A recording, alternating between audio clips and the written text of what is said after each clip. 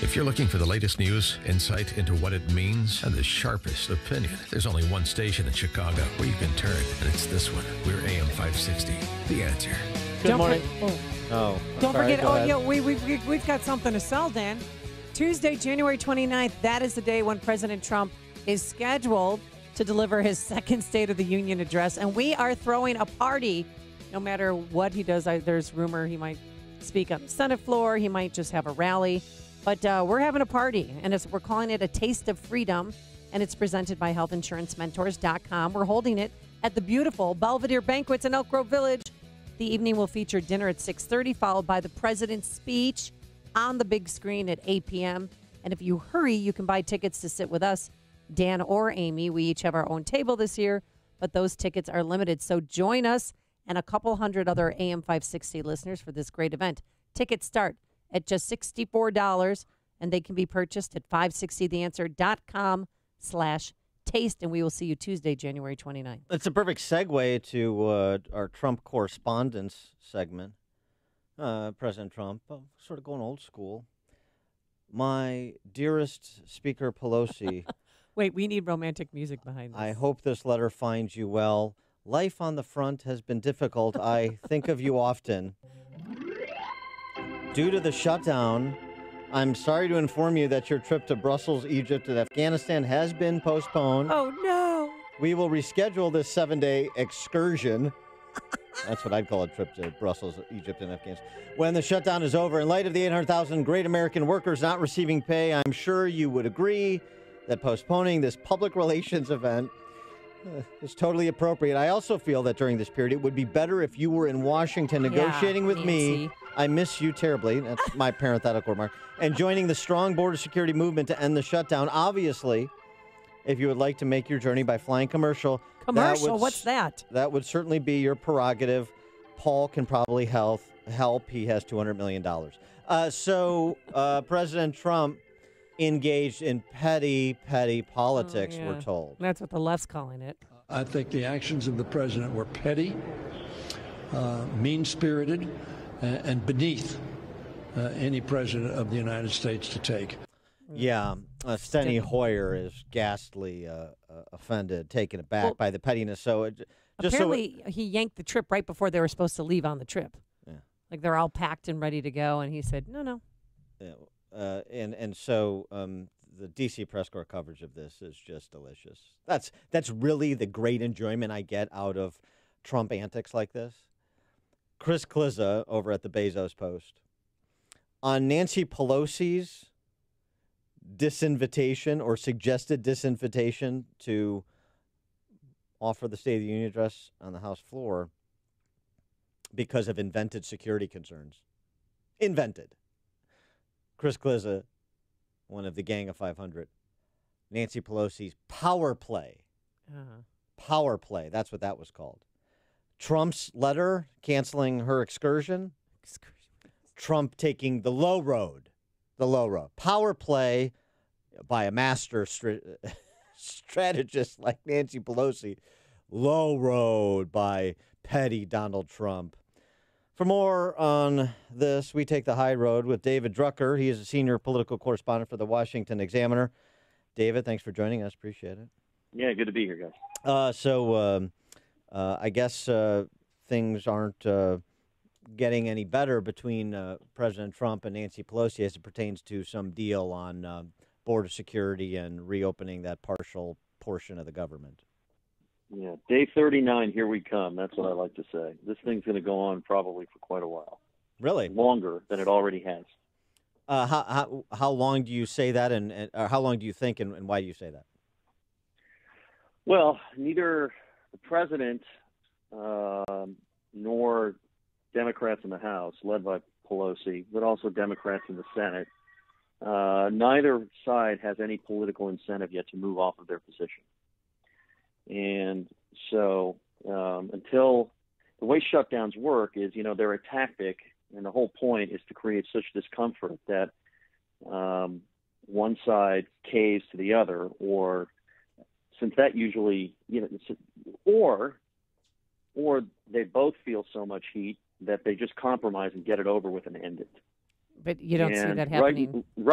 right now, if you're the president, you already went into this owning it and claiming responsibility for it. And so to cave doesn't suit your purposes, not at this point.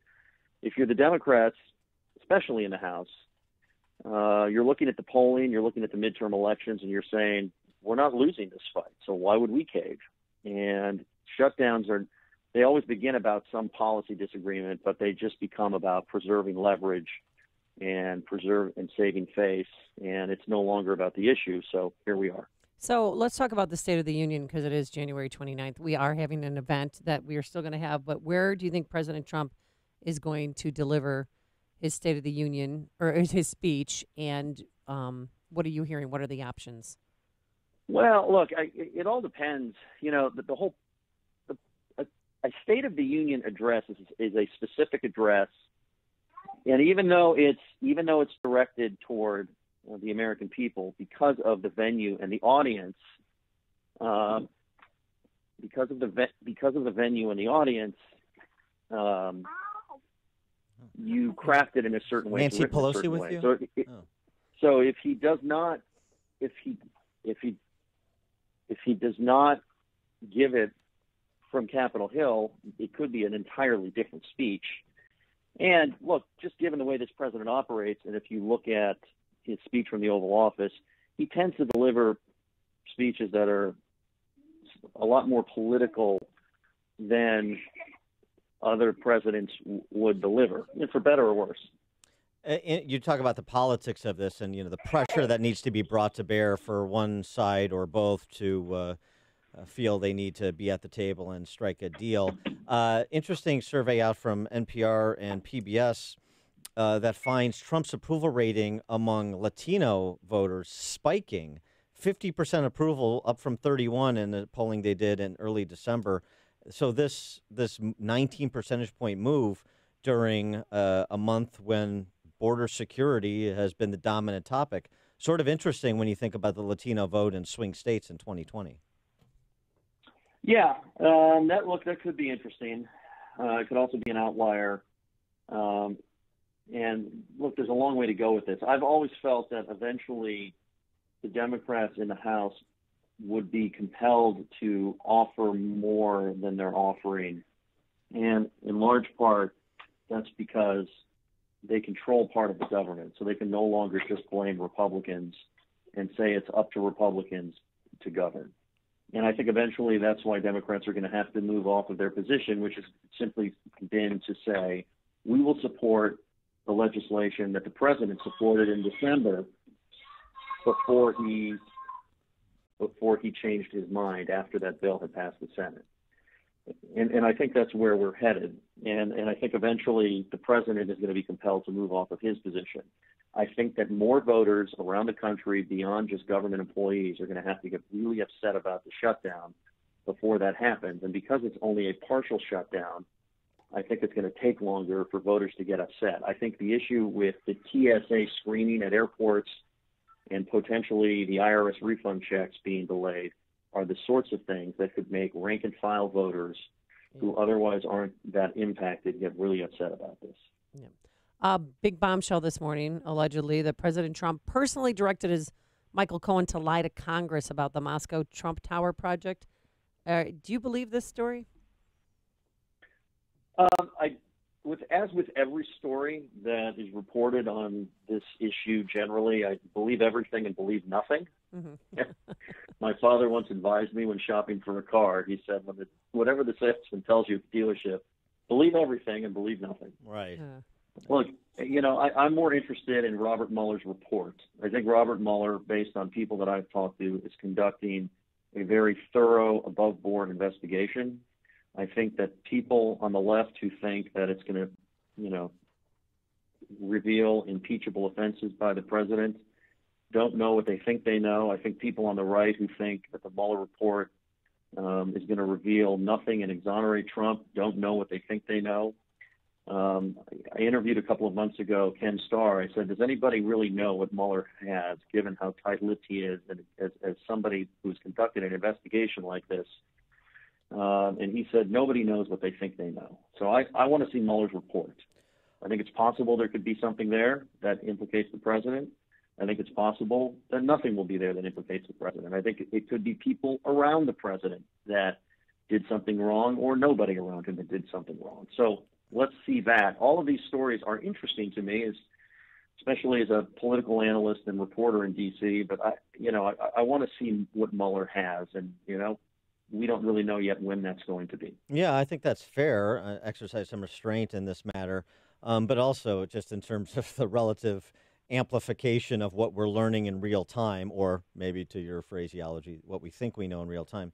Kim Strassel's piece in the Wall Street Journal, of course, not a bombshell, but it is, it turns out. I would say if what she has is accurate, and I think she's proven to be fairly accurate, transcripts of Bruce Orr's testimony before Congress from August, which among other things,